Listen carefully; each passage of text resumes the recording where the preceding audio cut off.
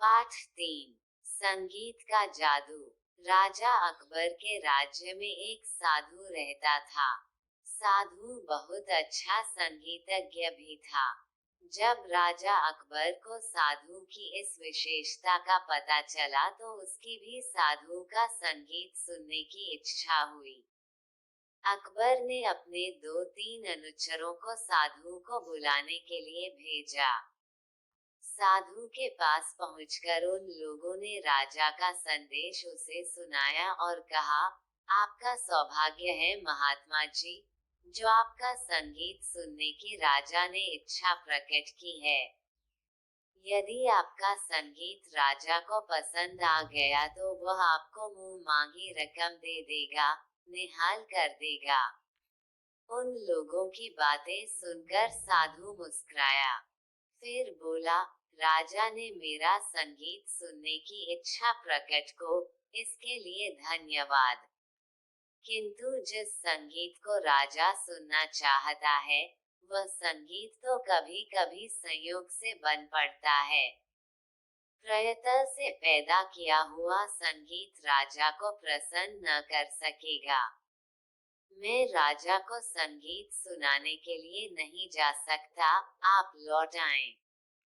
राजा के अनुचर लौट गए, किंतु उनकी दृष्टि में ये साधु मूर्ख था।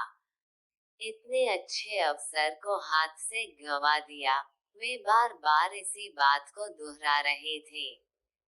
जब उन्होंने साधु का निर्णय राजा को बताया तो राजा क्रोध से लाल हो जसा। उसने साधु को बुरा भला कहा, परंतु राजा का मंत्री विद्वान और बुद्धिमान था। उसने राजा को शांत करते हुए कहा, महाराज, आप क्रोध न करें, अपराध क्षमा हो, वह साधु अवश्य है, किंतु आप उसे बुरा भला नहीं कह सकते।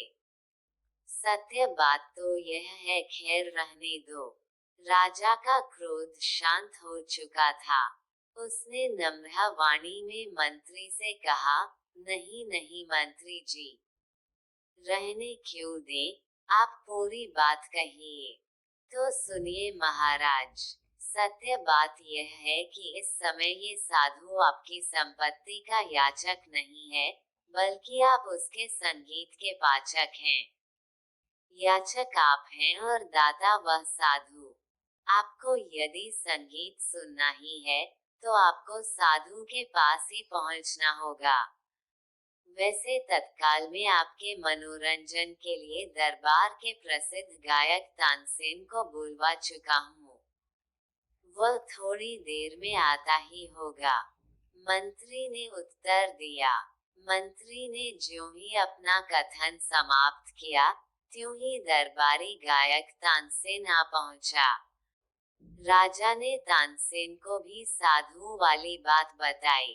तानसेन ने कहा, महाराज, वह साधु तो सचमुच स्वर्ग का गंधर्व है, शायद किसी शाप के कारण इस पृथ्वी पर आ पहुंचा है।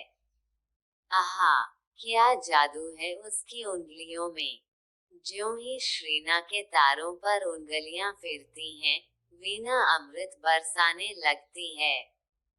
किसी ने सत्य हो कहा है महाराज, सच्चा संगीत पैदा नहीं किया जाता, ये तो संयोग से स्वयं सजीव हो उठता है। ये हम जैसा भाड़े का उद्दू नहीं है। महाराज, जो राजा की आज्ञा पाते ही पूंछ हिलाता हुआ आपके दरबार में आ पहुंचे। राजा ने कहा, कलाकार, यदि आप भी उसको कला के प्रशंसक हैं, तब तो वह वास्तव में बहुत हो गुणवान होगा। ये बात सुनाकर तो आपने हमें विवश कर दिया है कि उसके पास चलकर ही उसके संगीत का आनंद लिया जाए। कुछ क्षण रुकने के बाद अकबर ने मंत्री को आजादी। मंत्री जी, मैं तानसेन के साथ उस साधु का संगीत सुनने जाना चाहता हूँ। हमारे लिए 2 घोड़े मंगवाओ। मंत्री कुछ उत्तर देता, इसके पूर्व ही ये तानसेन चोल उठे, ऐसा गजब मत करना महाराज। यदि आपको सच्चा संगीत सुनना है तो आपको ये भुला देना होगा कि आप राजा है। आपको विनम्र बोता बनकर ही संगीतज्ञ के पास चलना होगा। तो क्या पैदल ही? अकबर ने प्रश्न किया। न केवल पैदल हो, बल्कि इन राजसी वस्त्रों को उतार कर भी। यदि आपने राजा बनकर संगीत सुना तो ये तो वैसा ही संगीत बनकर रह जाएगा, जो हम नित्य आपको सुनाते हैं। कलाकार को शर्त बड़ी अजीब थी, किंतु अकबर तो संगीत सुनने के लिए व्याकुल था। उसने तुरंत अपनी राजसी पोशाक उतारकर मामूली कपड़े पहन लिए और नंगे पैरों संगीतज्ञ के साथ चल पड़ा।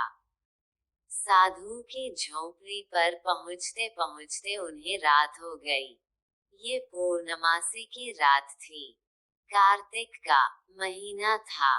चंद्रमा की शीतल ज्योत्सना ने उनकी दिन भर की थकान हर ली। राजा अपने साथ आए संगीतकार से बोला, कलाकार, यदि इतने परिश्रम के बाद भी हम साधु का सच्चा संगीत न सुन पाए तो दुख होगा। कोई ऐसी युक्ति सोचिए जिससे हम साधु का संगीत सुन सकें। महाराज, मैंने युक्ति सोच ली है, उसके सफल होने की पूरी आशा है, आप निराश न हो। इतना कहकर तानसेन ने राजा को झोपड़ी के बाहर बने चबूतरे पर बिठा दिया और स्वयं भी उसके समीप ही बैठकर अपनी वीणा के तार मिलाने लगा। जानबूझकर ही उसने गलत ढंग से राग अलापना शुरू कर दिया। वीणा की झनकार और राग का गलत आलाप सुनकर साधु झोंपड़ी से बाहर निकल आया। उसने वीणा को अपने हाथ में ले लिया और संगीतकार को राग निकालने की सही तरकीब बताने लगा। महाराज, इस राग को आप ही गाएं तो आपको बड़ी कृपा होगी। संगीतज्ञ ने साधु से निवेदन किया। साधु ने सहर्ष गाना शुरू कर दिया। गायक और श्रोता सब आनंद में डूबकर आत्मविभोर हो गए। उन्हें ये भी पता न चला कि चंद्रमा सूरज के रूप में बदल चुका है। जय ये आनंद के संसार से निकलकर वास्तविक दुनिया में लौटे तो पता चला कि रात जा चुकी है।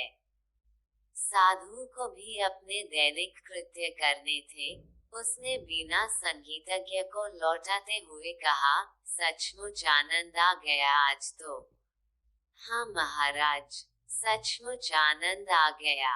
मैं 8 वर्ष से राजा हूँ, किंतु 8 वर्ष की लंबी अवधि में कभी भी 1 घंटे को भी मुझे ऐसा आनंद नहीं मिला, जो आज लगातार 8 घंटे तक मिला है।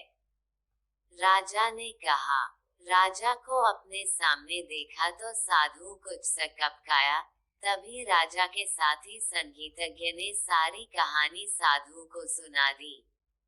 साधु ने हंसकर राजा से कहा, आपके सेवक यूं कह रहे थे कि हमारे राजा को आपका संगीत पसंद आ गया तो वे आपको पुरस्कारों से लाद देंगे।